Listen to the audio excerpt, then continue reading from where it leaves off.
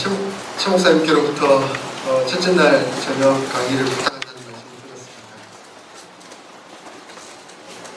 저를 세우면 아무래도 고신에서 자란 친구들이 잘 이해가 될 거다 이렇게 말씀하시더라고요. 저는 고신교회에서 신앙생활 시작해서 지금까지 고신교회에서 쭉 자라고 있습니다. 특징들을 잘 아시겠지만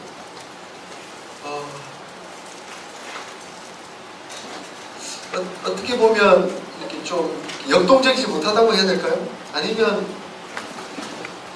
뭔가 이렇게 막 잘 안 보인다고 해야 될까요?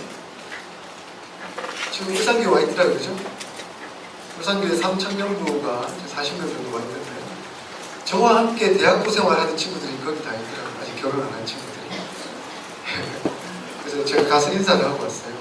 만났더니 목사님이 또 목사님은 또 저하고 동기더라고요. 저희 3청년회가 수련회 왔는데 결혼 안 한 청년들 신교회도 많죠. 연합으로 한번 만나게 해주면 어떨까 이렇게 묻더라고요. 좋습니까? 예. 근데 우리는 대학생 위주로 왔기 때문에 30대 이상은 잘 안 왔다고 나중에 따로 만나자고 제가 그렇게 얘기를 했었습니다. 저는 방언을 할 줄 알지만 그렇다고 방언을 그렇게 잘 사용하진 않아요. 그렇다고 내 안에 열정이 없는가? 그렇게 물어볼 때도 있었어요. 그럼에도 불구하고 저는 하나님을 사랑합니다. 그래서 우리 최 목사님이 저에게 부탁한 거는 이렇게 고신에서 이렇게 딱 자라온 친구들이 혹시나 스타일은 너무나 다를 수 있겠지만 그 다른 스타일 속에서 모두가 동일하게 예수님을 바라보고 그 은혜를 누리고 그 속에서 진정한 기쁨과 감사의 신앙생활을 할 수 있도록 하기 위해서 저를 불러주셨고 여러분들과 말씀을 나누려고 합니다. 오늘 새벽에 제가 한 스님과 맞서고 있었어요. 그 스님이 저에게 이렇게 말해요.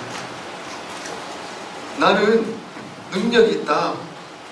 예언도 말하고 기적도 일으키고 탁월한 능력이 있다. 너는 무슨 능력이 있느냐? 딱 묻더라고요.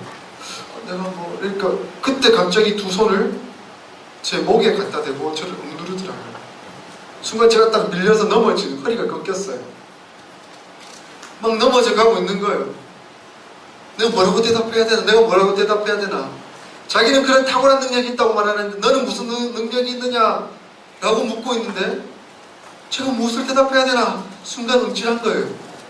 너무 겁이 났어요.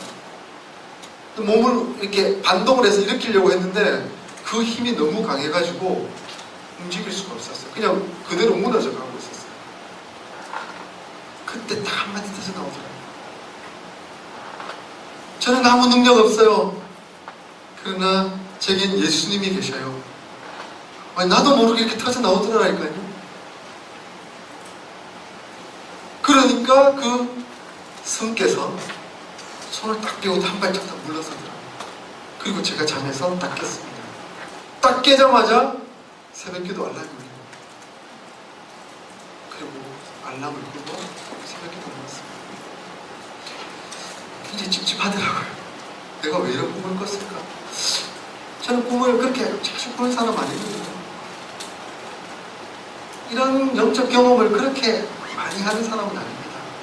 근데 왜 이런 꿈이 오늘 아침에, 오늘 새벽에 이런 일이 내게 벌어졌을까?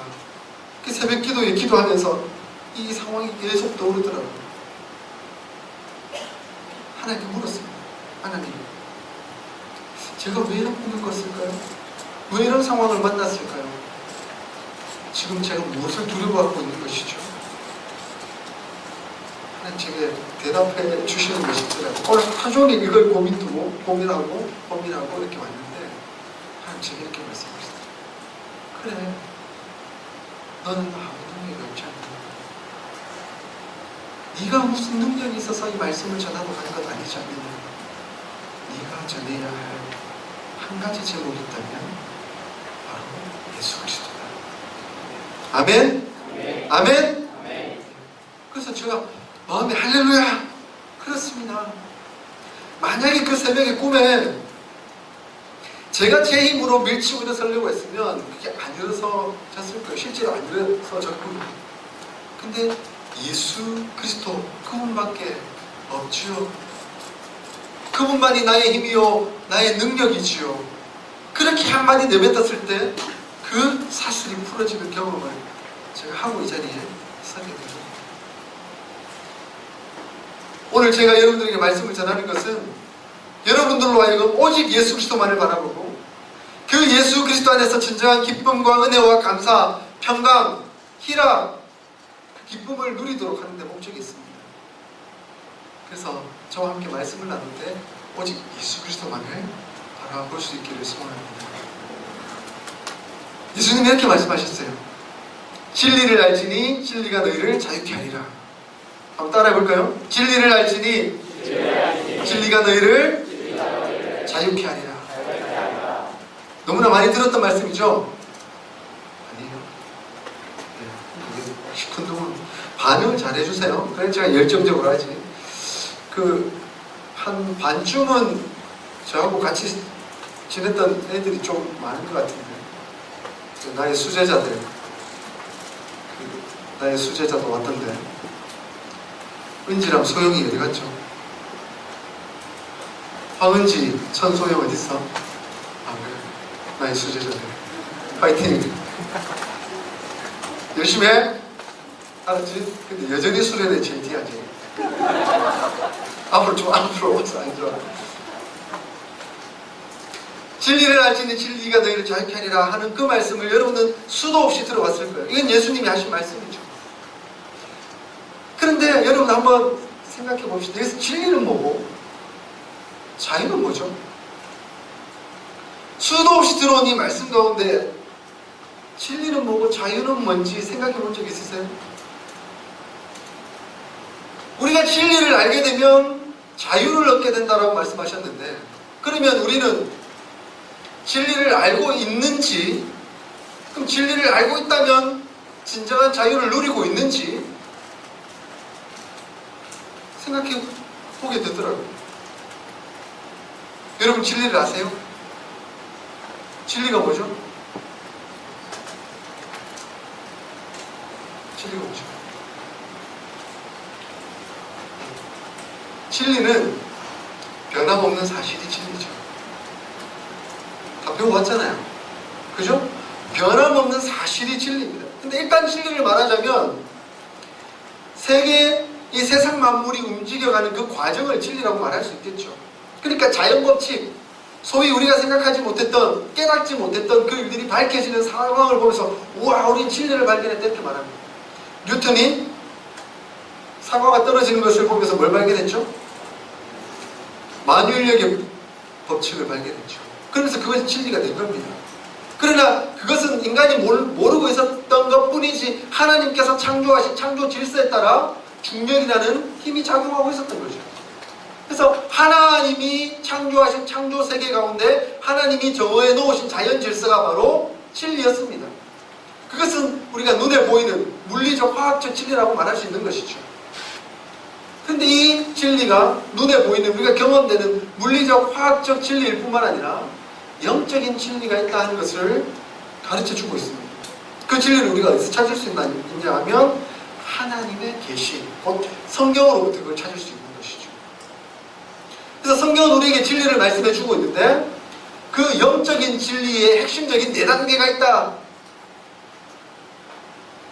쉽게 말하면 이렇습니다. 하나님이 세상을 창조하셨다. 그리고 창조하신 그 세상 가운데 인간이 마지막 창조물인데 하나님과 교제하기 위해 지음을 받았는데 그 인간이 타락함으로 말미암아 죄에 빠지게 됩니다. 그러므로 하나님과 단절되고 하나님으로부터 격리되어서 하나님께로 전혀 갈 수 없는 존재, 하나님께 가면 하나님을 만나면 죽을 수밖에 없는 존재. 그런데 그럼에도 불구하고 하나님이 그 인간을, 그 사람을 너무너무 사랑하셔서 다시금 하나님 편으로 올 수 있도록 만들게 하셨다. 어떻게요? 누구를 통해서요? 예수 그리스도를 통해서. 그래서 예수 그리스도를 통해서 구속하셨고 그 구속이 완성이 예수 그리스도의 재림을 통해서 이루어지게 될 것이다 하는 그 영적인 원리를 우리에게 베풀어 주신 것이죠. 그러므로 영적인 원리는 창조, 타락, 구속, 그리고 완성, 재림으로 이 4단계에 걸쳐서 이루어지게 됩니다. 근데 이 영적 진리의 핵심은 우리를 구원케 하시는 예수 그리스도께 있다 하는 것입니다. 그러므로 진리는 예수 그리스도이십니다. 내가 곧 길이요 진리요 생명이니 나로 말미암지 않고는 아버지께로 올 자가 없느니라 라고 예수님 말씀하셨죠. 그래서 이 영적인 원리 가운데 하나님께 이르는 유일한 길은 예수 그리스도밖에 없다. 오직 예수 그리스도만이 우리로 하여금 하나님께로 갈 수 있는 그 크나큰 은혜와 축복, 능력을 베풀어 주시는 유일한 진리이다 라고 말씀하고 있는 것입니다. 이 예수님을 알 때야 비로소 우리가 하나님을 알게 되고 그 하나님을 만나게 되고 하나님을 만나게 되면 자유를 얻게 된다는 것이죠. 무엇으로부터요? 죄의 속박으로부터, 죄의 고통으로부터, 죄의 아픔으로부터 우리가 자유를 얻게 된다. 그래서 그동안은 죄 때문에 고통하고 죄 때문에 아파하며 죄 때문에 싸우고 죄 때문에 미워하고 죄 때문에 마음의 상처를 입고 죽을 것 같은, 차라리 이런 세상 살기 싫다라고 말할, 그게 더 편할 것 같은 그런 세상 속에서 예수 그리스도를 만나고 나니까 자유와 기쁨과 은혜와 평강, 진정한 만족과 진정한 안식을 누릴 수 있게 되는 그 역사가 우리에게 펼쳐졌다는 것이죠. 할렐루야? 네. 아멘. 할렐루야? 네. 정말 하나님께서 우리에게 베푸신 놀라운 축복이에요. 자, 그러면 이런 명제에 따라 진리를 알지니 진리가 너희를 자유케 하리라. 자, 그러면 한 단계 더 나가면 진리를 알았으면 너희가 자유케 되었다 이렇게 말하는 게 옳죠? 여러분 진리를 아셨어요? 진리를 아셨어요? 왜 자신이 없어? 진리를 알았습니까? 네. 진리는 누구라고 했죠? 네. 진리를 알았습니다.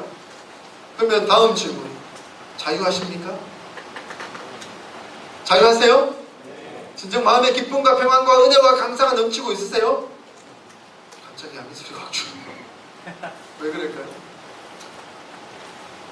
하나님이 우리에게 진리를 주셨고 그 진리를 통해 자유케 하셨음에도 불구하고 여전히 우리에게는 그 자유함이, 진정한 기쁨, 만족, 은혜가, 감사가 넘치지 못하고 있어요.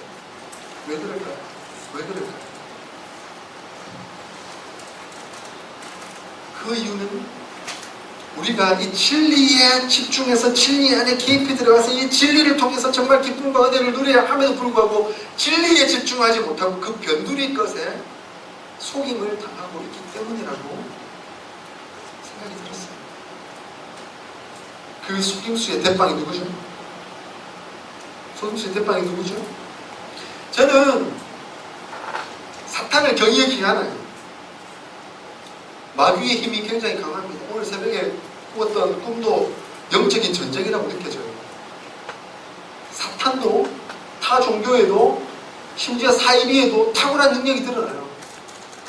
방언을 하고요. 그들도 예언을 하고요. 그리고 신비한 기적적인 체험들도 해요. 그런 간증들도 그 이단들, 그 다음 사이비 타 종교에서도 말해요. 근데 우리는 그것을 진리라고 말하지 않잖아요. 그죠? 저는 사탄을 경히 여기지 않습니다. 왜냐하면 사탄도 타고난 능력을 가지고 있기 때문에. 그러나 사탄은 거짓말을 할지언정, 우리를 잠시 속일 수 있을지언정 결코 우리를 넘어뜨리지는 못합니다. 할렐루야. 네. 창세기 3장 15절에 원시복음이 기록되어 있습니다. 여자의 후손이 오리니 그 여자의 후손은 그의 머리를 터뜨려 버릴 것이고 그는 그 여자의 후손의 발꿈치를 물 것이다 라고 말씀하고 있습니다. 사탄이 예수 그리스도를 십자가에 못 박였을 때 그의 발꿈치를 물고는 내 독이 그에게 옮겨갔다, 죽었을 것이다, 환호의 승리를 불렀겠지만 그때 예수 그리스도께서는 그의 머리를 밟아 짓는겨버렸어요. 예수 그리스도께서 이미 승리하신 것이죠. 그러나 머리는 터졌어도 몸통이 아직 남아있는 게 살아있는 거예요. 그러나 이미 죽은 존재죠. 그러나 그 꼬리 힘은 아직 남아있어요. 여러분, 뱀 아시죠? 뱀 좋아하시는 분 계세요? 과학적 사실이 드러난 게 있는데 아기들이 이렇게 인식이 들에 따라서 뭐가 좋고 자기가 좋아하는 것, 나빠하는 것, 뭐 싫어하는 것, 이런 것을 분별하는 시기가 됐을 때 아기들은 모든 동물을 좋아한대요. 사자를 갖다 놔도, 호랑이를 갖다 놔도 이렇게 좋아하면서 간대요. 그러나 단 한 가지 짐승을 피하네요. 무서워서. 뭘까요? 뱀이에요. 과학적인 사실이에요. 저도 깜짝 놀랐어요. 그러나 그 사실을 말하는 그분이 성경을 근거로 듣더라고요. 아마 성경에서, 근데 그분은 안 믿는 분이거든요. 근데 성경에서 이 얘기를 하고 있다 하면서 신비롭게 얘기하더라고요. 제가 어렸을 때, 저 시골 마을에 살았는데, 제 친구들하고 강가를 지나다가 뱀을 만났어요. 깜짝 놀랐죠. 우리 친구들하고 깜짝 놀라서 혀를 깨고 갔어요. 깜짝 놀라면 안 되는데. 깜짝 놀랐죠. 깜짝 놀라가지고 친구들이랑 저 뱀 무서워서 빨리 죽이자 해가지고 돌멩이를 들어가지고 계속 던졌어요. 머리가 터졌어요. 어느 친구 던진 돌에 맞았어요. 근데요, 머리는 완전 터져가지고 피가 질질 나는데도 꼬리는 흔들흔들하면서 상당한 힘을 발휘하더라고요. 무서워서 도망갔었어요. 뱀은 머리가 터져도 그 꼬리가 움직이면서 우리에게 영향을 주는 것이죠. 이것이 사탄의 전략입니다. 그런데 우리가 만약 진리를 알고 그 진리 안에서 진정한 기쁨과 은혜를 누리면 자유를 얻게 될 텐데, 그 진리 안에 깊이 들어가지 못하고 변두리에서 놀다가 변두리에서 이렇게 어기적거리다가 그 뱀, 사탄의 남은 그 힘에 의해서 우리가 거짓 속임수를 당하기도 하고 맞아서 지치기도 하고 쓰러지기도 하는 그런 위험이 우리에게 도사리고 있는 것이죠.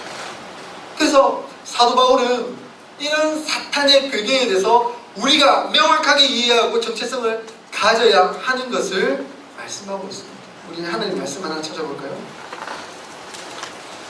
로마서 8장 31절부터 35절까지 있습니다.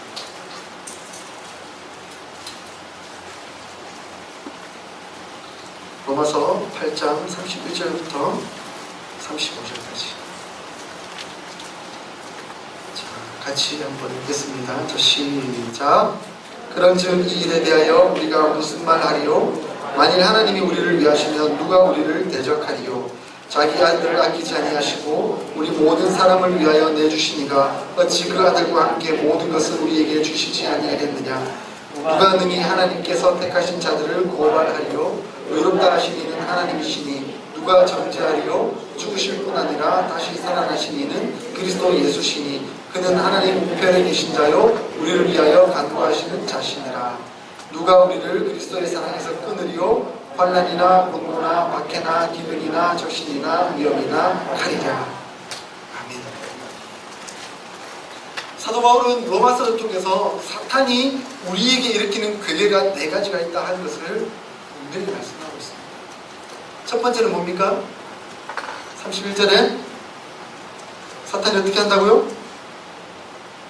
우리를 대적한다는 것이죠. 사탄은 우리를 대적하고 있습니다. 깨진 머리를 가지고 몸부림치면서 우리를 향해 대적하고 있습니다. 누구에 대해서? 세상과 대해서. 그래서 세상의 힘을 빌려서 세상의 거짓말 치는 거죠. 세상은 누구 것이죠? 세상은 누구 것이에요? 세상은 하나님 것이죠. 하나님 창조하셨으니까. 비록 타락해서 타락이 물들었지만 여전히 하나님의 것이에요. 그러나 속여서 자기 것인 양 그렇게 거짓말하고 다니는 거죠. 그래서 그 세상의 권력들을 자기 손아귀에 넣고 자기가 휘두르면서 움직여 가려는 거죠. 그러면서 하나님께 대적하고 하나님께 속한 백성들에게 대적하고 세상 권력을 가지고 핍박하고 고통 주고 심지어 목숨을 내어 놓으라고 하면서까지 대적하고 나가는 것이 사탄의 존재예요. 그래서 사탄은 우리를 대적하고 있어요. 세상의 힘을 빌려 세상의 힘과 합해가지고. 그리고 두 번째로 그들은 무엇을 합니까? 33절에 누가 능히 하나님께 택하신 자들을 고발하니 고발한다고 말합니다. 사탄은 우리를 고발하는 존재입니다. 고발이라는 말을 달리 표현하면 송사, 고사가 아니라 고소. 네, 그런 표현이에요. 이건 법정 용어예요. 우리가 뭘 잘못했고 뭘 잘못하고 있는지를 하나하나 꼬투리를 잡아서 그 잘못들을 기록해놨다가 재판장 앞에 가져가서 고발하는 것이죠. 네가 그런 존재밖에 되지 않지 않느냐. 네가 감히 하나님의 자녀라고 말할 수 있느냐. 이런 죄를 짓고 시기하고 미워하며 다른 사람을 힘들게 만드는 그런 존재이면서 감히 하나님 앞에서 네가 하나님의 자녀라고 말할 수 있느냐 하면서 우리를 고발하는 것이죠. 고소하는 것이죠. 네 뭐냐 도대체. 네 속에 그런 죄, 그런 악, 그런 연약함 가지고 있으면서 감히 하나님의 아들이라고 하나님의 자녀라고 말할 수 있어? 그럴 수 없어. 너는 죄인뿐이야. 너는 죽을 수밖에 없는 존재지. 그렇게 말하면서 우리를 고소하고 고발하는 것이죠. 그리고 사탄을 헬라어로 뭐라는지 아세요? 디아블로스. 많이 들어봤죠? 고등학교 때 그때 한 사람들이 오락을 많이 한 사람입니다. 그죠? 디아블로라는 게임 있죠? 이 디아블로스라는 것은 사탄을 의미하는데 이것은 형제를 고소하는 자, 고발하는 자, 그리고 중상모략하는 자, 비방하는 자, 형제들을 참수하는 자 하는 그런 의미가 담겨져 있어요. 끊임없이 사탄은 우리로 하여금 참수하고 서로 비난하게 만들고 우리 속에 있는 어떤 양심에 조금이라도 거리끼는 죄성, 그런 연약함들이 있으면 그걸 끄집어 와가지고 네가 이런 존재인데 감히 하나님의 자녀라고 하나님 앞에 설 수 있다고 웃기지 마라. 그렇게 말하면서 계속 고소하고 참소하는 것이죠. 사탄은 우리를 그런 식으로 만들어 갑니다. 그리고 우리의 마음에 그것 때문에 고통을 느끼도록 만드는 것이죠. 34절에 우리 마음에 무슨 생각이 들도록 하죠? 정죄감이 들도록 만드는 것이죠. 정죄감이 들도록 만든다는 것은 우리의 정체성이 혼미해지도록 만드는 거예요. 우리는 누굽니까? 우리는 하나님의 자녀잖아요. 하나님의 아들이잖아요. 예수 그리스도로 말미암아 의롭게 된 자이고 자유케 된 자이잖아요. 그런데 이 사탄은 정죄하는 거예요. 내가 고발했지 않느냐? 네 안에 죄가 있지 않느냐? 조금이라도 미워하지 않았느냐? 거짓말, 이기심 그런 말 딱 들으니까 내 마음에 무슨 생각이 들죠? 맞아. 내가 이렇게 악한 존재인데 내 속에 이런 이기심이 있고 남을 미워하는 시기심이 있고 이런 나쁜 마음이 있는데 감히 내가 하나님의 아들이라고 아니야. 하나님의 아들이라고 말할 수가 없어. 말할 수 있는 가치가 안 돼. 하면서 스스로 정죄하는 것이죠. 그런데 이 정죄감이 자꾸 드니까 정죄감을 다른 말로 하면 죄책감이죠. 이 죄책감이 자꾸 드니까 이 죄책감을 극복하기 위해서 어떤 생각을 하죠? 그러면 내가 이걸 한번 고쳐봐야지. 이걸 이겨봐야지. 하면서 스스로의 힘으로 그 정죄감 극복하려고 나름대로 뭔가를 지켜보려고 노력합니다. 미워하는 시기에는 마음이 생기면 안 되지. 안 돼. 누가 또 딱 보면 좀 이렇게 화가 나는 사람이 있어요. 화내면 안 돼. 쥐어져. 그러면서 자기 의지를 가지고 자기 힘을 가지고 노력해가지고 그걸 이겨내보려고 합니다. 정죄감을 이겨내보려고 합니다. 근데 잘 안 되죠. 쉽지 않죠. 그러나 또 자기 의지, 자기 힘, 자기 노력 가지고 내가 한번 해보지, 내가 한번 해보지 하면서 자꾸 그 정제감을 없애보려고 노력합니다. 좀 되는 사람 있어요. 의지력이 강한 사람. 그죠? 좀 되는 사람 있어요. 그래서 조금 미워하는 생각이 딱 들면 이렇게 그럼 시간도 아끼고 막 이렇게 하면서 노력을 하죠. 교회도 헌신하고 봉사해보고 막 그러면서 자기 이 정제감, 죄책감을 무마시키려고 노력을 합니다. 그런데 이런 사람에게 또 다른 정제감이 생기죠. 무슨 정제감이요? 나에 대한 죄책감을 극복하려고 자기 스스로 자기 힘, 자기 의지를 가지고 극복하며 이겨나가는데 나는 이겨내는데 이제는 도리어 남을 보게 되는 거죠. 그러면서 남을 판단하는 거죠. 그러면서 그 사람 안에 있는 어떤 연약함들, 그 사람 안에 있는 어떤 시기심, 이기적인 어떤 모습들 보면 나도 그런 게 있었지만 나는 기도하면서 내 힘을 가지고 내 의지를 가지고 이겨냈어. 니는 뭐냐? 니는 그거밖에 안 돼? 그거 못 이겨내? 그거 이겨낼 수 없어? 자기 정제감을, 자기 죄책감을 극복하기 위해서 자기 의지를 사용하고 나서는 자기는 완전히 극복된 것도 아님에도 불구하고 자기는 그만큼 노력했는데 왜 너는 그만큼 노력하지 않느냐라고 하면서 다른 사람을 정죄하고 판단하고 비판하는 그 입장에 서게 되는 것이죠.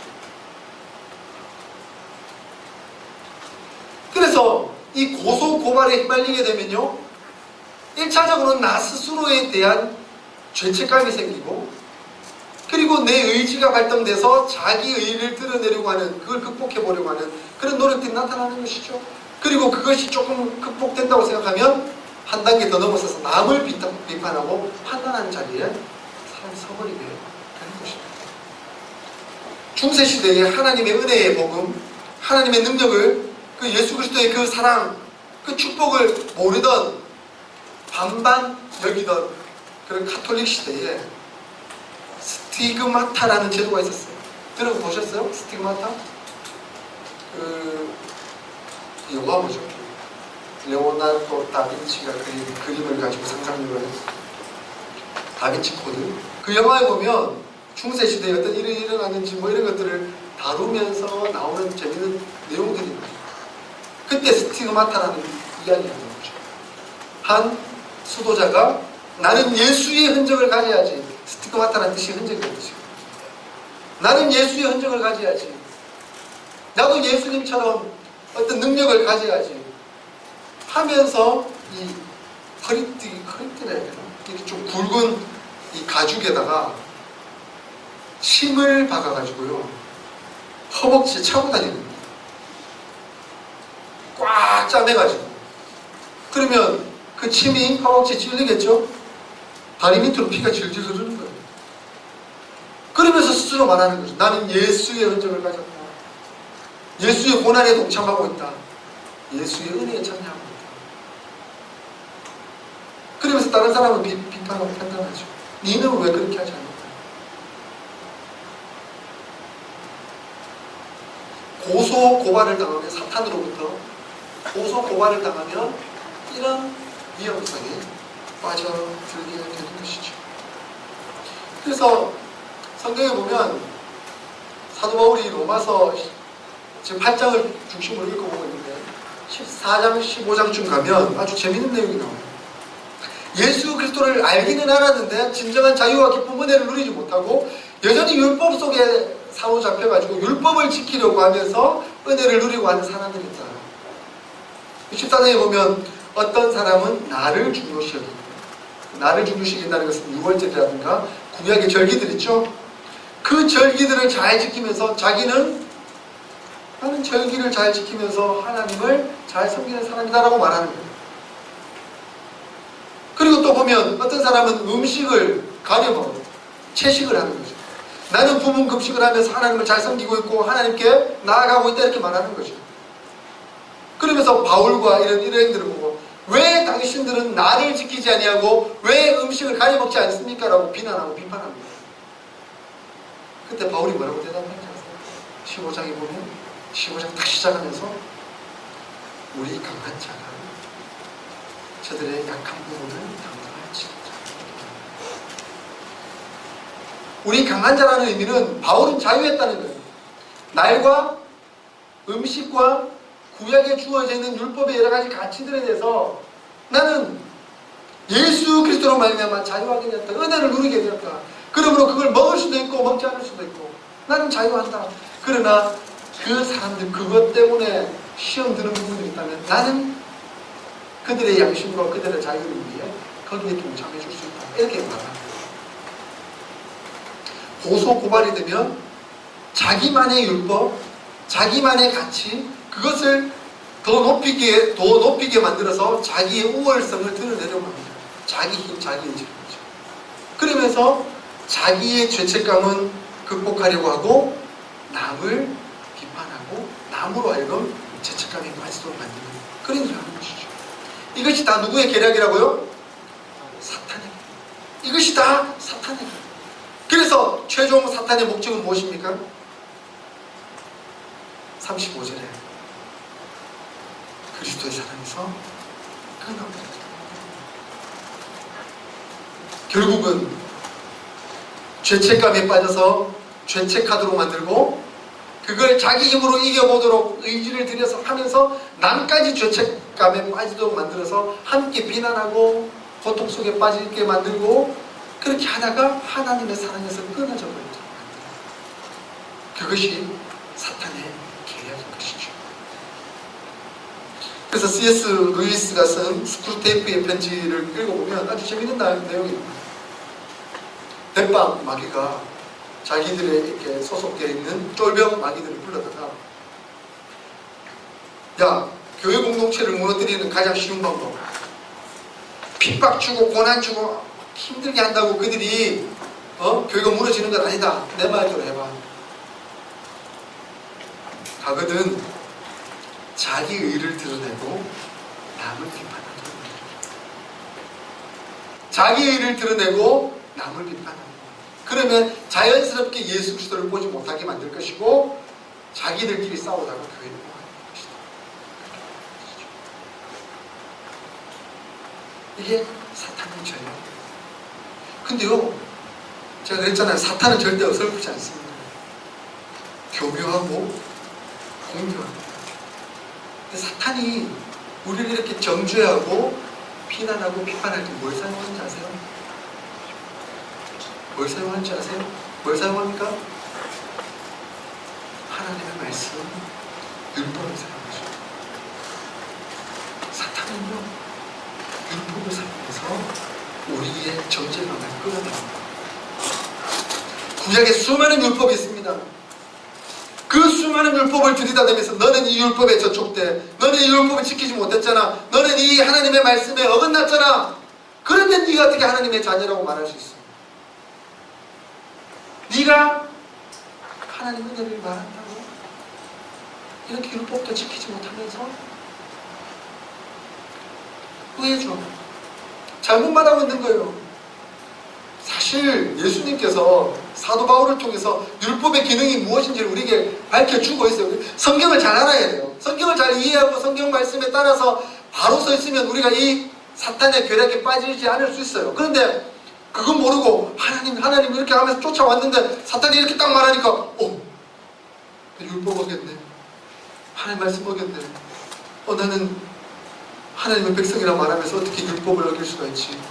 그래서 자책하고 죄책감에 빠지고 고난하고 고통하고 난 하나님의 자녀가 아닌가.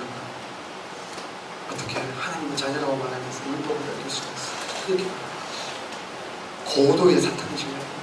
그러나 성경은 율법의 기능이 무엇인지 크게는 세 가지인데 핵심적으로 두 가지를 말하고 있는 것이죠. 한 가지는요, 우리가 얼마나 철저한 죄인인지를 깨닫도록 합니다. 율법은 정말 우리는 죽을 수밖에 없는 죄인이다 하는 것을 깨닫도록 만드는 거예요.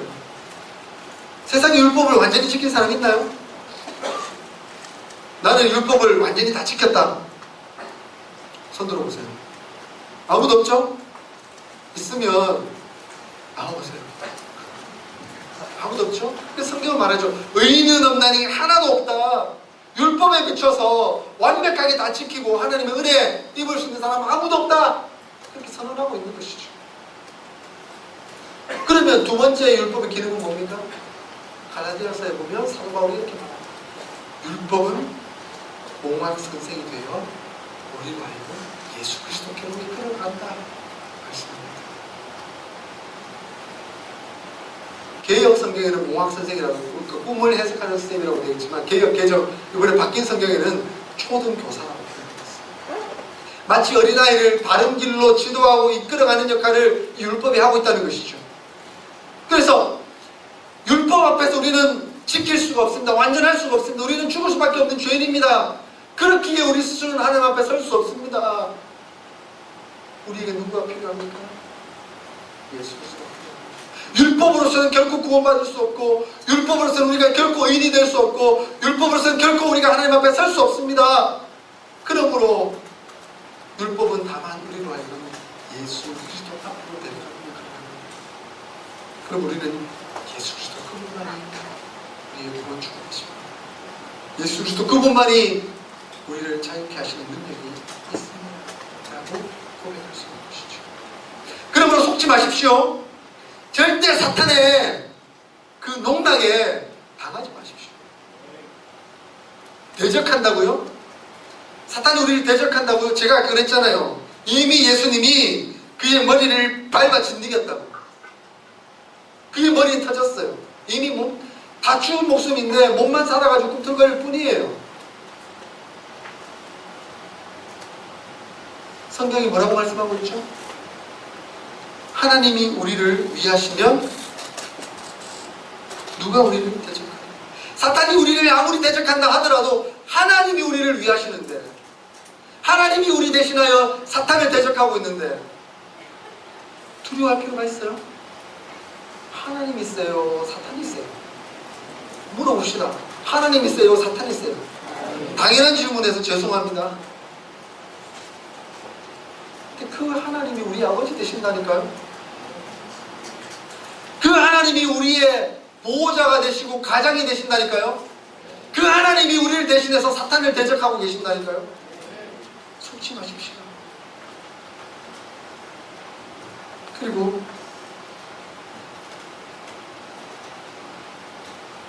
사탄이 우리를 고소 고발한다고 두려워하지 마십시오. 지가 검사가 되는 거예요. 대단한 사람인 것처럼. 야, 나는 이렇게 지식이 많고 능력이 있고 너의 죄를 캐내는 이런 탁월함이 있다. 그 네 속에 있는 그 죄 내가 하나하나 끄집어내서 내가 고발한다. 법정에 고발한다. 네가 이런 인간밖에 되지 않는다고. 네 정체성은 이거밖에 안 된다고 고발하고 있지만 그 재판장, 그 재판의 재판장은 누구실까요? 네? 그 재판의 재판장이 누구신지 아세요? 하나님이세요. 우리 아버지 하나님이 그 재판의 재판장이 되신다니까요. 그리고 변호사는 누굴까요? 변호사는 누구실까요? 예수님이십니다. 할렐루야! 두려워하지 마십시오. 여러분의 정체성을 사탄에게 맡기지 마세요. 사탄의 고발에 맡기지 마세요. 하나님은 말씀합니다. 내가 재판장이 된다. 내가 너의 죄를 위해, 너의 그 고발되어 오는 죄를 위해 그 고발을 이 예수 그리스도가 다 당하도록 내 아들을 친히 내어주는데 감히 사탄이 너를 고발한다고? 예수 그리스도께서 나서시죠. 물론 저 사람 죄인입니다. 죄를 지었죠. 그러나 저 사람의 죄값은 내가 다 담당하지 않았습니까? 하나님 앞에 그렇게 변호하시는 거죠. 그래서 내 모든 죄는 예수 그리스도로 말미암아 다 사해졌잖아요. 예수 그리스도께서 친히 다 죄를 담당하시고 변호자가 되어주셨잖아요. 그 하나님이 뭐라고 판결을 내리실까요? 제 아무리 사탄이 우리를 고발한다, 고소한다 하더라도 무죄. 왜냐하면 그 죄값을 예수 그리스도께서 다 담당하셨거든요. 그리고 너는 내 아들, 너의 정체성은 분명하다. 하나님은 사실이다. 이렇게 말씀하시는 거죠. 고소 고발을 두려워하지 마십시오. 그러므로 정죄감에 빠질 필요가 없습니다. 우리는 의인이 되었잖아요. 우리 최 목사님께서 누누이 은혜의 복음을 강조해 오신 것으로 제가 잘 압니다. 그랬을 때 간증도 들었어요. 예전에 그 많던 죄책감들이 이제 사라지고 기쁨과 은혜로 채워진다는 간증을 들었을 때 저도 속으로 할렐루야를 외쳤습니다. 사탄은 끊임없이 정죄감을 심어주지만 하나님은 우리에게 기쁨과 안식과 은혜, 자유를 누리도록 원하신다. 정죄, 스스로 정죄하지 마세요. 그리고 스스로 자유하시고 기쁨을 누리시면서 다른 사람도 정죄하지 마세요. 자기의 우월성을 드러내려고 하지 마세요. 자기의 우월성을 드러내려고 하는 노력 자체가 이미 자기 속에 자존감이 낮았기 때문에, 내가 이 정도밖에 사람이 안 되기 때문에 겉모양은 이렇게 포장해봐야지 하는 그런 생각이 앞서기 때문에 그런 모양이 나타나는 거라니까요. 그러면서 겉으로는 떳떳하게 남과 비교하죠. 저 사람은 나보다 못해요. 내가 이 정도라는 사람이야. 그러나 그 속은 썩은 문드러져 있습니다. 자존감이 낮으니까. 하나님은 결코 정죄함이 없다는 말씀입니다. 우리는 하나님의 자녀이기 때문입니다. 그러므로 사탄이 우리를 그리스도의 사랑에서 끊을 수 있습니까? 없습니까? 끊을 수 있습니까? 없습니까? 누가 우리를 그리스도의 사랑에서 끊으리요? 환난이나 공고나 핍박이나 기근이나 위험이나 적신이나 칼이냐 죽음이라 할지라도 그 어떤 것도 우리를 하나님의 사랑에서 끊을 수 없다. 할렐루야. 아멘. 환난이나 공고나 핍박이나 기근이나 적신이나 위험이나 칼이나 죽음이라 할지라도 결코 우리를 하나님의 사랑에서 끊을 수 없다라고 하나님의 말씀은 우리에게 선언하고 있습니다. 두려워하지 마십시오. 염려하지 마십시오. 자기 정체감을, 정체성을 잃어버리지 마십시오. 그러면 이 하나님의 사랑, 이 하나님의 은혜에 붙들림 받아 살아가면 진정한 자유, 진정한 기쁨을 누릴 수가 있게 되는 것이죠. 그래서 예수님은 이렇게 말씀합니다. 마태복음 11장 28절에 수고하고 무거운 짐진 자들아 다 내게로 오라. 내가 너희를 쉬게 하리라.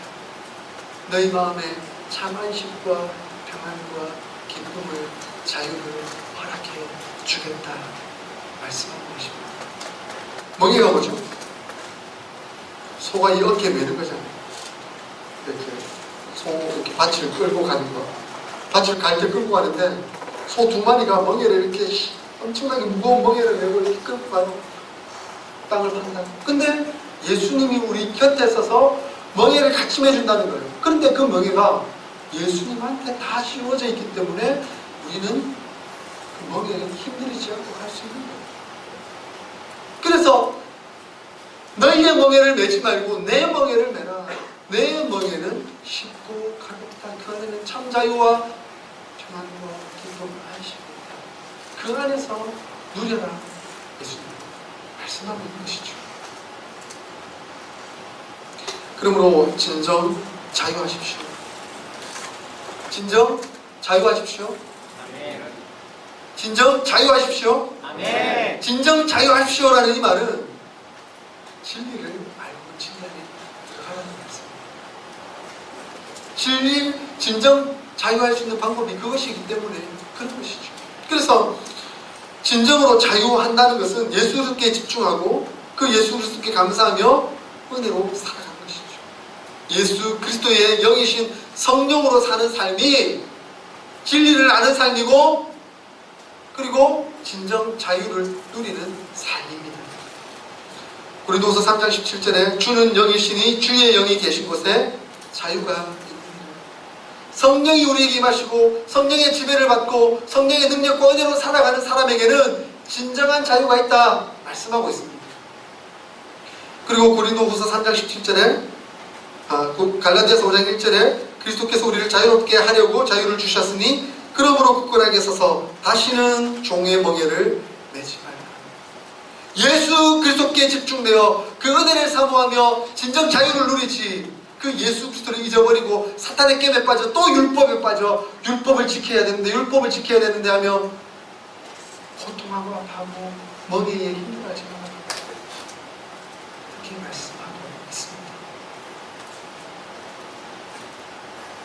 성령께서 인도하시는 인도하심을 따라 살아가는 삶이 결국 하나님의 말씀을 우리에게 다 가르쳐 주고 있는 겁니다.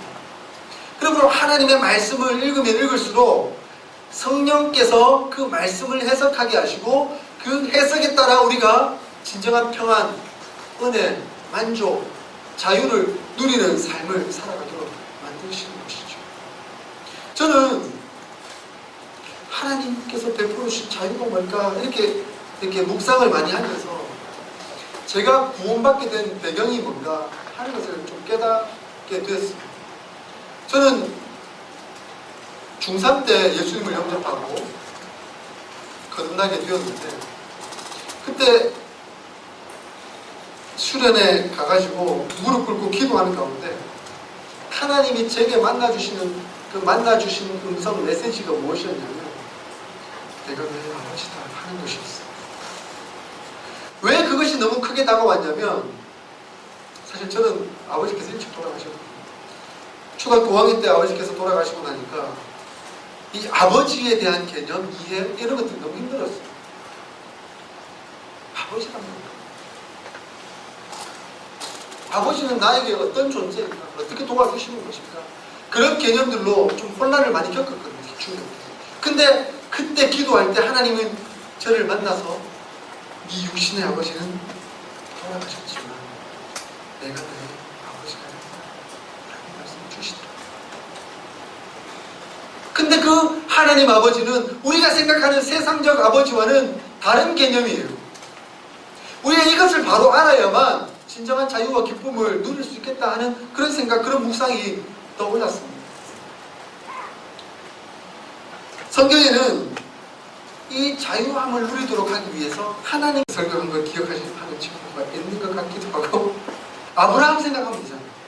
아브라함이 이름이 열국의 아비라는 뜻이니까 그 이름 중에 아빠라는 이름이 들어가 있겠구나, 아버지라는 이름이 들어가 있겠구나 생각합니다. 우리나라 말 비슷하죠. 근데 히브리어는 경각점이라는 게 있어요. 이렇게 점 하나 찍으면 이렇게 액센트가 들어가요. 거기 경각점을 찍으면 아빠가 돼요. 그래서 아빠, 아버지죠. 하나님은 우리의 아빠가 되시는 거예요. 근데 그 아빠의 이미지를 가지고 그 하나님 우리를 보호하시고 이끄시고 인도하시는 것을 생각하면 우리가 하나님과의 관계를 회복하고 그 속에서 진정한 자유, 은혜를 누릴 수 있다 말씀하십니다. 그 핵심적인 비유가 탕자의 비유죠. 탕자의 비유를 보면 세상적인 아버지와는 달리 우리 하나님의 아버지가 어떤 모습인지를 말씀해 주고 있습니다. 하나님 어떤 분이시라고요? 아무리 나간 자식이라 할지라도 돌아올 때까지 끊임없이 참아주고 인내하고 안아주고 용서하는 그러한 진정한 아버지의 개념이라 하는 것을 말씀하시는 것이죠. 그러므로 우리 하나님 아버지는 결코 진노하시고 징계하시는 그런 분이 아니시다 하는 것을 기억하셔야 됩니다. 하나님은 사랑하시는 분이지 진노하시는 분이 아니라는 거예요. 근데 우리는 가끔 너무 그런 생각에 많이 사로잡혀 있어. 한날 교회에 있는데 전화가 왔어요. 한 여자분이. 목사님 너무너무 두려워요. 왜 두려우세요? 하나님 날 버릴까봐.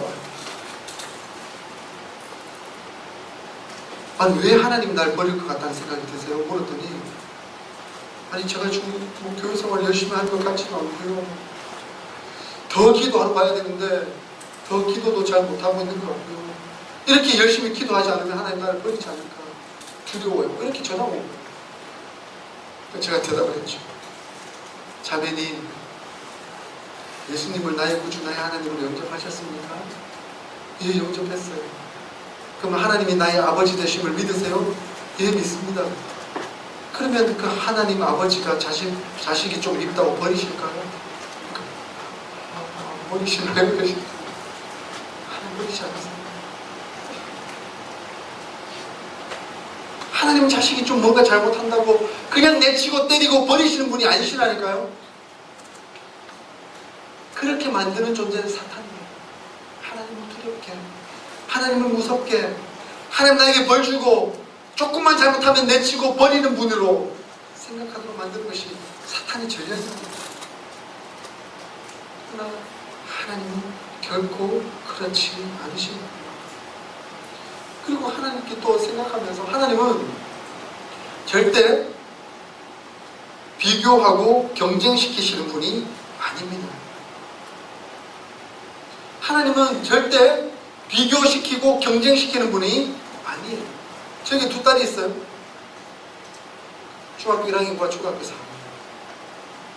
큰 딸은요, 얼굴이 뽀얗고 쌍꺼풀도 있고 예쁘장하게 생겼어요. 그리고 플룻도 잘 불고 피리도 잘 불고 악기를 잘 들어요.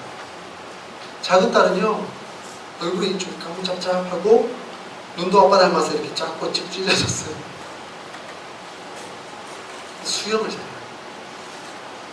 근데 제가 볼 때 두 딸 너무너무 사랑스럽고 귀엽고 예뻐요. 그래서 큰 딸 보면, 야, 너는 얼굴도 뽀얗고 쌍꺼풀도 있고 예쁘네. 그리고 작은 딸은, 야, 너는 키도 크고 눈 쪽 찢어졌지만 그게 요즘 최근에 최고를 달리는 모델들의 모습이야. 제가 그렇게 얘기해요. 그러면서 큰 딸 보고, 야, 작은 딸은 수영 잘하는데 너는 수영 왜 못해? 너 수영 잘해야지. 이렇게 말하지 않는다니까요. 그리고 작은 딸 보고, 야, 언니는 플룻 잘 부고 피리 잘 부는데 너는 왜 플룻 못 불어? 플룻 잘 불어야지. 이렇게 말하지 않는다니까요. 아, 큰 딸은 큰 딸대로의 특성과 은사, 열정, 스타일이 있구나. 근데 그것이 존중되고 그것이 기쁘고 즐거운 거예요. 작은 딸은 작은 딸대로 그렇게 가지고 있는 것을 좋아하고 즐겁게 하는 거예요. 이게 아버지의 마음 아닐까요? 그런데 사탄은 전혀 다른 열정과 전혀 다른 은사와 전혀 다른 스타일이 각각이 가지고 있음에도 불구하고 그걸 인정하기보다 어느 한 틀에 모아가지고 비교하도록 만드는 것이죠. 부자가 헌금을 많이 하면 쉬운 것이죠. 그런데 그 부자가 식당에 와서 설거지하고 봉사하기는 힘들어요. 그죠? 그런데 딱 볼 때, 와, 돈 헌금 저만큼 많이 하면 저 사람 정말 탁월하고 정말 진실한 믿음이다, 신앙이다, 이렇게 딱 하면서 좀 가난하고 어려운 사람이 식당에 와서 봉사하는 거예요. 아, 여기 돈도 없고 참 저 신앙생활 하기 참 힘드네, 이렇게 말할까요? 하나님이? 아닌 것이죠. 하나님 보시기에는 모두가 다 사랑하는 자녀이고 애처롭고 또 그를 통해서 받으시기 원하시는 거죠. 각각이 가지고 있는 열정과 은사와 스타일, 그것을 보시면서 하나님은 이끌어가고 계세요. 하나님 그것을 즐거워하신다니까요. 그래서 여러분이 없는 것이라고 해서 그것 때문에 죄책감을 가질 필요가 없어요. 그것 때문에 염려할 필요가 없어요. 그냥 여러분이 가지고 있는 열정, 은사, 스타일로 하나님 잘 섬겨드리면 돼요. 그것이 하나님이 원하시는 은혜의 방편인 것이죠. 그렇다고 하나님은 막 쪼아 넣으시는 그런 분 아니세요.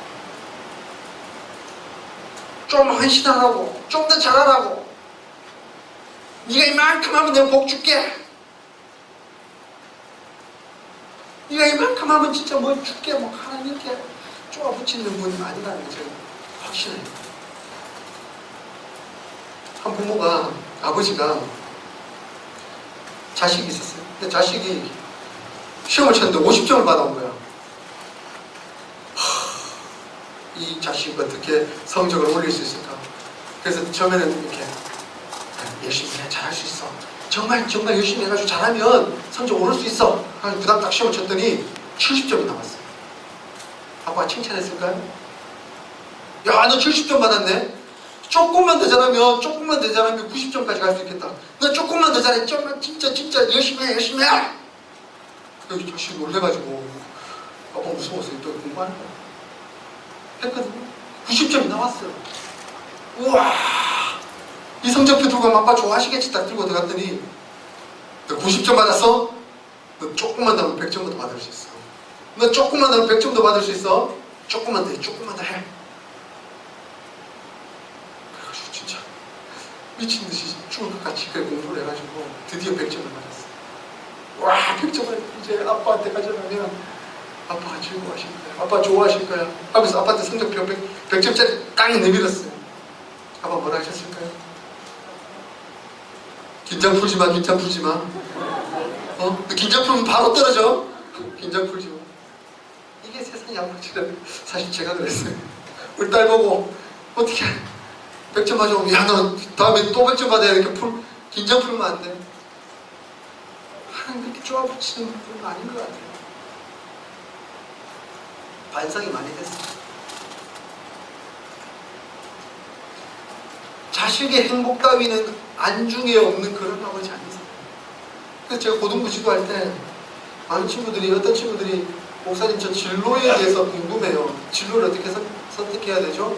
어느 대학 무슨 과를 가야 될까요? 이렇게 물으러 오는 친구들이 있었어요. 제가 항상 대답은 동일했죠. 네 하고 싶은 대로 해라. 네 가고 싶은 대로 가라. 하나님이 네가 어떻게 하기를 정해놓았다고 생각하지 말고 하나님은 인격적인 분이시기 때문에 네가 즐거워하는 걸 즐거워하실 것이고 네가 잘하기를 바라는 것에 대해서 하나님 응원하시고 격려하실 거예요. 그게 하나님의 모습이지 않겠니? 수긍을 하고 자기 하고 싶은 대로 하게. 하나님은 우리를 그렇게 이끄시는 분이세요. 그래서 여러분이 진정한 자유와 은혜를 누리기 위한 하나의 방편으로는 하나님의 말씀에 따른 아버지의 개념을 재정립하셔야 돼요. 여태까지 사실 우리가 인간적인 아버지 생각하면 참 고맙고 감사하죠. 동일한 고맙고 감사하죠. 사실 조금만 이렇게 마음 섭섭하고 좀 이렇게 마음이 상하고 좀 그런 게 있어요. 선물이 상처들도 있어요. 그리고 아버지의 욕심이라는 게 늘 비춰져가지고 그 쓴뿌리 때문에 아버지의 개념을 잘못 보고 있는 것이죠. 그러나 하나님은 성경을 통해서 볼 필요가 있어요. 우리 하나님이 우리를 어떻게 대하고 계신지, 그 은혜의 하나님, 그 사랑의 하나님, 우리 아버지를 바라보면 그 아버지로 인해서 우리가 진정한 자유와 기쁨을 누릴 수가 있게 되는 것이죠. 자유합시다. 예수 그리스도를 합시다. 하나님 은혜를 사모합시다. 그런데 이렇게까지 말하면 저는 자유하는데요, 이렇게 말하는 분들이 꼭 조금씩 나와요. 근데 그 사람의 삶을 보면 저게 자유인지 조금 더 넘어서 방종인지 헷갈릴 때가 있어요. 지는 자유한데 근데 내 마음 아파. 지는 자유한데 근데 남은 막 때려. 자유하는 거예요? 자유하는 거예요? 자유에는 질서가 있고 은혜가 있어요. 질서와 은혜가 상실된 자유는 자유라고 말할 수 없어요. 그것은 방종일 것이죠. 여러분, 차를 타고 가는데 신호등을 만났어요. 근데 빨간불이 딱 들어왔어요. 나는 자유해 하면서 지나가요. 그 자유인가요? 자유인가요? 자유할 수 있죠. 빨간불이라도 나는 자유인데 뭐 지나갈 수 있죠. 그러나 그 지나갈 때 위험이 도사리고 있는 것이죠. 지나감으로써 상대방을 위험에 빠뜨릴 수도 있고 나 자신도 위험에 빠질 수도 있는 것이죠. 그래서 진정한 자유라는 건 뭐냐면 하나님의 말씀에 따라 두 가지 원리가 있어요. 하나는 하나님 사랑이고 또 하나는 이웃 사랑이에요. 사랑과 배려, 섬김에 자유가 있다는 것이죠. 그래서 여러분, 자유민주주의 이렇게 얘기하면 세상에 수많은 나라들이 자유민주주의를 한다라고 얘기하지만 선진국과 후진국의 차이가 뭔지 한번 살펴보세요. 다 자유한다 말하지만 진짜 선진국은 법을 그렇게 많이 만들지 않아도, 법도 정확하게 다 정해져 있지만 그렇게 만들지 않아도 알아서 법을 지키는 능력이 길러져 있어요. 그 자유함을 가지고 그 법을 지켜나가는 능력을 가지고 있다니까요. 그런데 후진국 보세요. 법을 정해놔도 나는 자유한다면서 막, 근데 그게 자유인가요? 자유가 아닌 것이죠. 사랑은 없고 배려는 없고 그 가운데 위험이 도사리고 있다라고 한다면 그것은 진정한 자유가 아닙니다.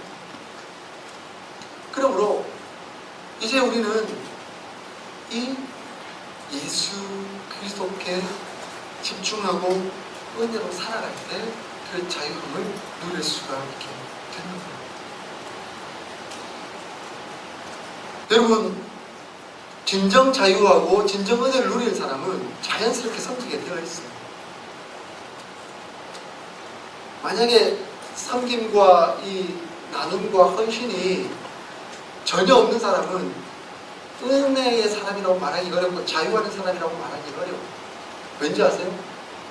은혜를 경험하지 못했기 때문에, 자유함을 경험하지 못했기 때문에 그 헌신, 섬김을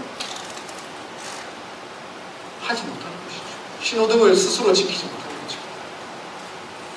어느 섬에 내가 살고 있었어요. 근데 이 섬이 조금씩 가라앉고 있었어요. 섬이 점점 가라앉는데 얼마 후면 완전히 가라앉아서 이 섬에 살고 있는 사람은 다 죽고 말 거예요. 근데 마지막 순간에 한 배가 정박을 했어요. 정박을 하고 나서 갑자기 선장이 내려서 주위를 둘러보더니 나에게 승선권을 주는 거야. 와, 이게 뭐냐? 나는 죽을 수밖에 없는 운명이었는데 이 선장이 내게 아무런 조건 없이 그냥 배를 탈 수 있는 승선권을 줬다니까요. 그래서 내가 배를 탔어요. 할렐루야, 얼마나 감사한지 몰라요. 그래서 이 배가 떠났죠. 따라가는데 뒤를 보니까 섬이 가라앉았어요. 그래서 그 섬을 보면서 내가 저 섬에 있었더라면 죽을 수밖에 없었을 텐데 선장님이 얼마나 고마운지, 무조건적으로 나를 살려줬으니 얼마나 고마운지. 그러니까 이제 내 마음속에, 내 머릿속에 무엇이 생각이 드냐면 이 배에서 내가 할 수 있는 게 뭘까 생각합니다. 내가 선장님을 위해서 할 수 있는 게 뭘까? 그래서 배에 보니까 이물질이 있었나 하면서 걸레로 닦이더라고요. 다른 손님이 있으면 그 손님에게 사랑을 베풀고 배려를 하기도 하고, 그리고 내가 악기를 잘 다루는 사람이면 악기를 이렇게 막 연주하면서 다른 사람을 기쁘게 해주고 그렇게 하는 거예요. 아니, 무언가를 바라고 억지로 하는 거예요? 기쁨을 하는 거죠. 왜냐하면 즐겁고 감사하니까. 내가 구원받은 그 은혜, 내가 하나님의 자녀가 된 그 은혜가 얼마나 크고 감사한지, 그게 너무나 기쁘고 즐거우니까 뭐라고 해야 되겠다 하면서 헌신을 드리는 거죠. 근데 만약에 그 배를 타고서라도 생각을 하는 거예요. 야, 내가 그래도 승선권을 받을 무엇인가 끈덕지가 있었으니까 나한테 승선권을 줬겠지. 내가 조금 잘생겼거나 아니면 내게 무슨 능력이 있거나 도덕적 탁월함이 다른 사람들보다 많았기 때문이라고 생각이 드는 순간 그 마음속에 헌신은 사라질 거예요. 은혜는 사라질 거예요. 왜냐하면 내게 끈덕지가 있기 때문에. 그래서 이 배를 타는 권리는 정당하다. 나에게는 능력 있고 권리가 있다. 그러므로 내가 이 배를 타고 안전하게 마음껏 편안하게 들어누워서 가는 것, 이건 내 마음이다, 내 자유다, 내 권리다, 이렇게 말할 수 있는 것이죠. 그러나 그 사람에게는 은혜가 상실됩니다. 여기서 상급이 있는지 없는지 성경적으로 해석하기가 참 어려운 부분들이 있어요. 그러나 생각해 보세요. 그 배를 탄 사람이 정말 상급을 위해서 그 배에서 헌신했는 건가요? 본토로 가면 뭔가 거기서 또 주어지는 게 있을 것이다 하는 그 기대 때문에 배에서 헌신을 한 건가요? 다만 죽을 수밖에 없는 나였는데 살려주는 기쁨, 은혜, 그 자유함이 있기 때문에 섬긴 거예요. 헌신한 거예요. 그래서 최선을 다해서 헌신했더니, 그냥 감사했더니 본토에 도착하니까 착하고 충성된 좋아, 이렇게 인정해주면 얼마나 좋아요. 그러나 그것을 바라고 기대해서가 아니라 그것은 또 인위적이 될 수 있잖아요. 위험성이 될 수 있잖아요. 공로사상. 그것이 아니라 다만 하나님이 주신 은혜에 감격하고 기쁨으로 섬겼더니 또 하나님 내게 베푸시는 은혜가 크더라. 그렇게 고백할 수 있는 것이죠. 그래서 개혁주의 교회에서는 늘 그렇게 말하죠. 가톨릭은 예수 그리스도 믿어야 되지만 공로사상 포함해야 된다. 선행을 베풀어야 된다. 선행도 함께 해라.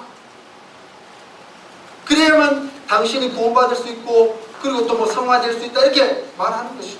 그러나 개혁주의 교회에서는 그렇게 말하지 않습니다.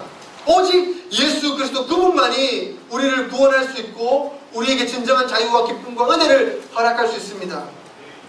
그 예수 그리스도께서 베푸신 자유와 은혜, 기쁨이 있기 때문에 우리는 다만 헌신하고 감사하기 때문에 다만 섬기며 나가는 것입니다. 이것이 바른 신앙의 모습이라는 것이죠.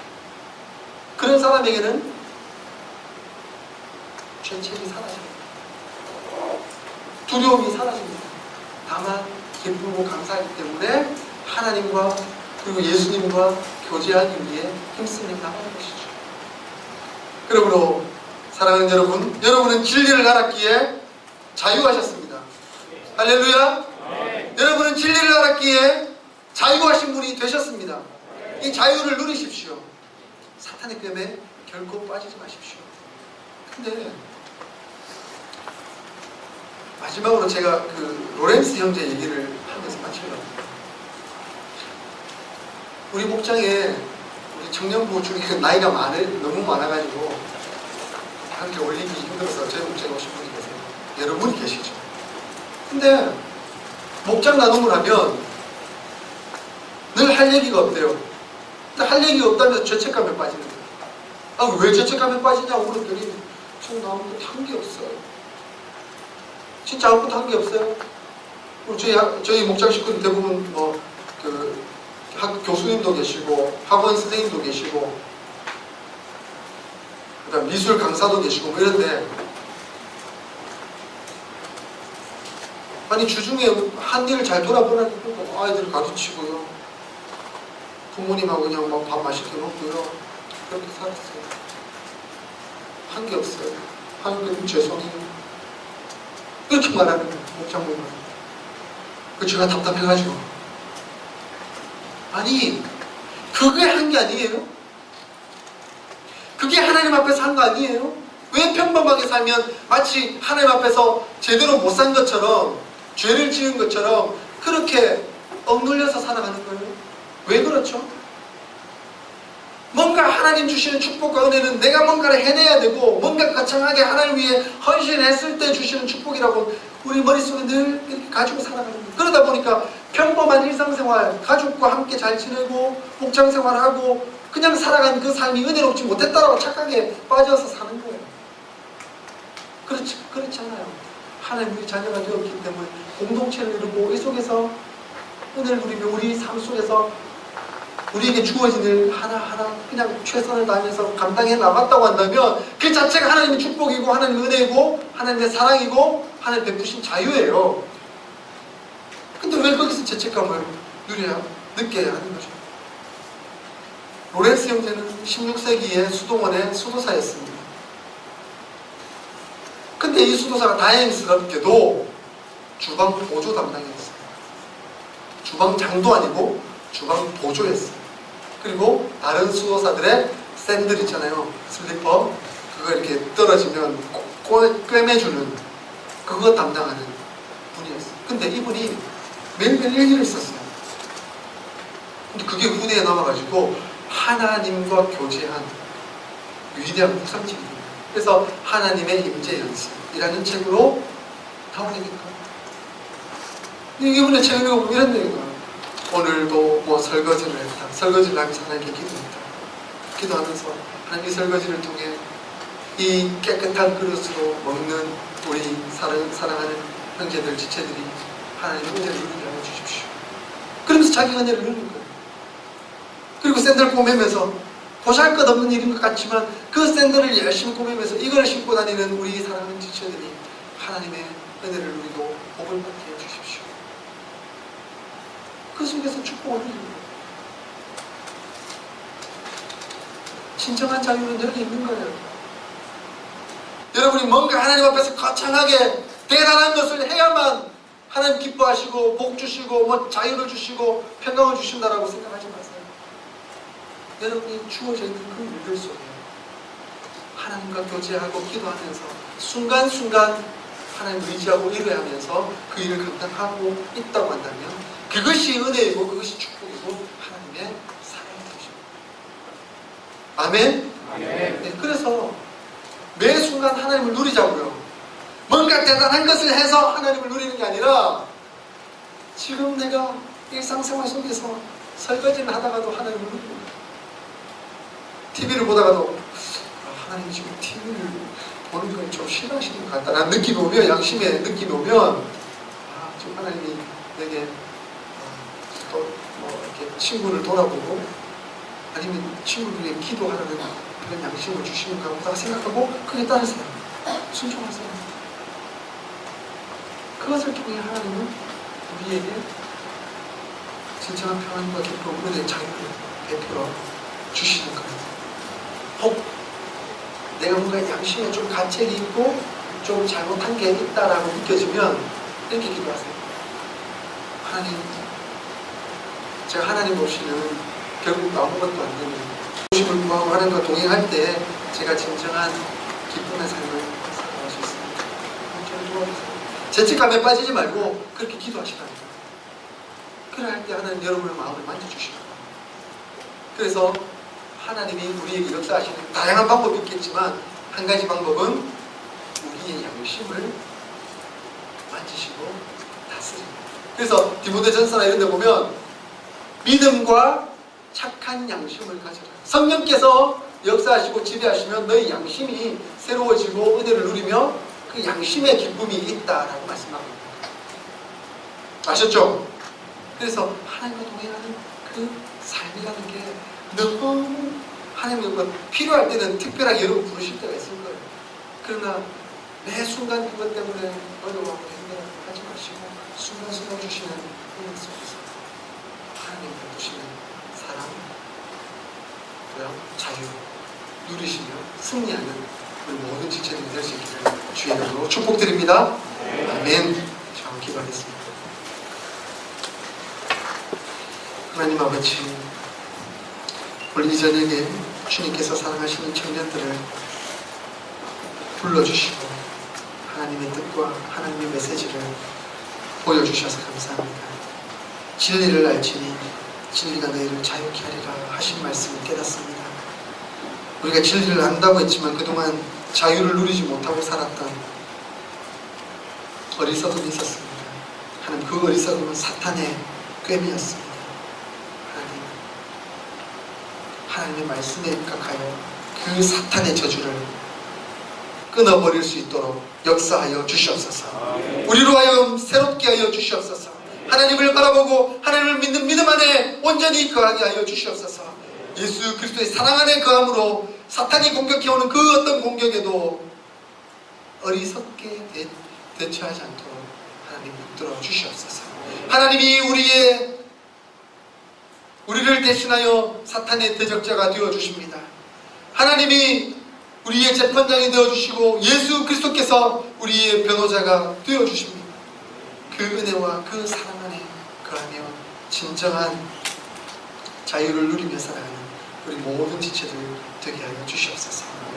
오늘 이 밤에 우리가 기도할 때에 하나님 우리를 만나 주시옵소서. 죄책감에 시달리지 아니하고 아버지 되신 하나님께만 집중하여 그분과 교제함으로 은혜와 평강, 자유함을 누릴 수 있도록 역사하여 주시옵소서. 주님께서 수련의 마지막 날까지 지키시고 보호하시며 인도하여 주실 줄 믿사오며 예수님의 이름으로 기도드립니다. 아멘.